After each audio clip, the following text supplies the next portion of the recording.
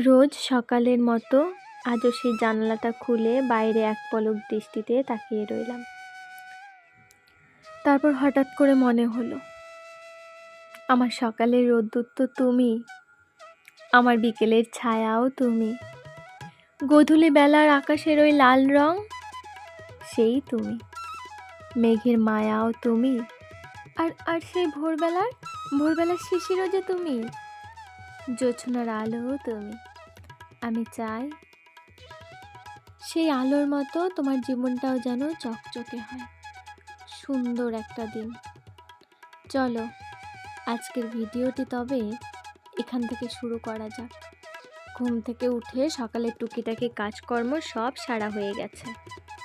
এখানে দেখো গাছে দুটো কুমড়ো ফুল ফুটেছিল, সেই ফুল দুটো নিয়ে বাবি তো বড়া খেতে ভীষণ ভালোবাসে, সেই জন্য এই ফুলের বড়াটুকু বাবিকে করে দেব। দেখেছো কাণ্ড কি করেছে, এখানে ডাল বসিয়ে চলে গেছে কুমড়ো ফুল আনতে, এসে দেখি এই অবস্থা। যাই হোক, একে আর কি করা যায় বলো তো, ডাল শুকনো করে খাওয়া যাক, এই বেশ, ফেলে দিয়ে লাভ নেই।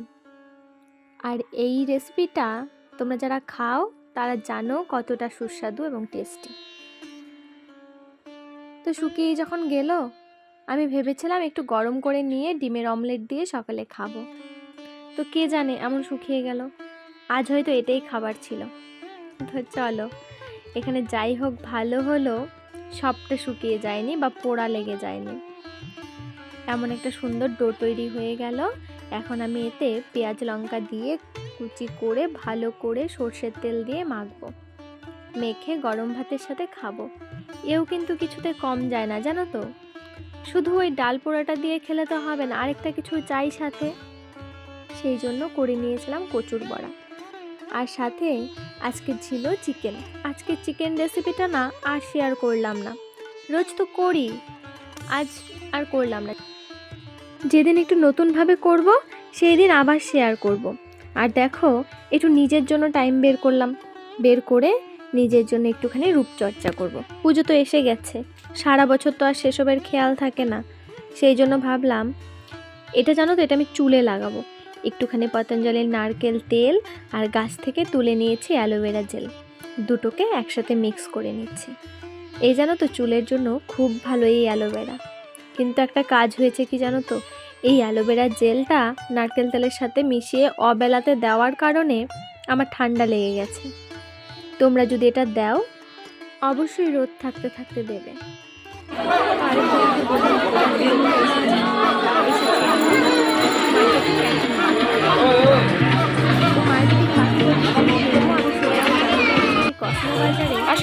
ছাড়া মানে যতগুলো মল আছে আলিপুর দুয়ারে সবগুলো ঘুরলাম, 3-4টে বাড়ির পাশে যেগুলো আছে ঘুরে 4টে মল আছে। সব থেকে বেশি ভিড় আর সব থেকে বেশি ভালো আর কি এখানটাতেই পাওয়া যায়। আর যেমন দামের দিক থেকেও ভালো পাওয়া যাচ্ছে, সেরকম বাই ওয়ান গেট ওয়ানেও প্রচুর ফ্রি রয়েছে আর প্রচুর ডিসকাউন্ট রয়েছে। আর লোকের কথা তো বলাই যায় না, এত ভিড়। আর আমি তো ভাবছি কিছু তো কিনবো, কেনা তো সহজ ব্যাপার, যাব পছন্দ করব, ঝুড়ি ভরবো, নিয়ে চলে যাব, বিল করা হবে মুশকিল। নেব বুঝতে পারছি না তো এখানে কিসের জন্য এসেছি তাও জানি না। দেখো দুর্গা ঠাকুর নিয়ে যাচ্ছে, ভাবলাম তোমাদের সাথেও একটু শেয়ার করি মায়ের মুখটা। আমি কেন একা একা দেখবো বলো তো, এত জিনিস তো তোমাদের সাথে শেয়ার করি, তাই তোমাদের সাথেও একটুখানি শেয়ার করলাম। আর দেখো আজ একটু লোকজন বেশিই আছে রাস্তায়। এমনিতে পুজোর জন্য মার্কেট জমজমাট, তবে কসমো বাজার কিন্তু দারুণ, যতগুলো মার্কেট আছে সব থেকে। আর এই যে দেখো নিয়ে যাচ্ছিল যে দুর্গা ঠাকুর, তো আমি কিছু কেনাকাটা করে ঘুরে আসার পর এটা দেখতে পেলাম, চলো তোমরা একটু দেখে নাও।